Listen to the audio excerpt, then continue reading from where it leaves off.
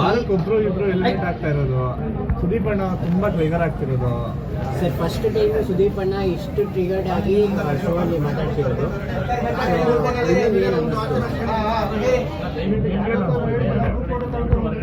ಒಂದ್ ಕಡೆ ಒಂದು ಆ್ಯಕ್ಚುಲಿ ಅವರ ರುದ್ರಾವೇಶ ನಮಗೆ ಕಾಣಿಸ್ತಿದೆ, ಇನ್ನೊಂದು ಕಡೆ ಅಲ್ಲಿ ಇರೋ ಕಂಟೆಸ್ಟೆಂಟ್ಸ್ ಬಗ್ಗೆ ಗೊತ್ತಾಗ್ತಿದೆ. ಸೊ ನಿಮ್ಮ ಅಭಿಪ್ರಾಯ ಸರ್?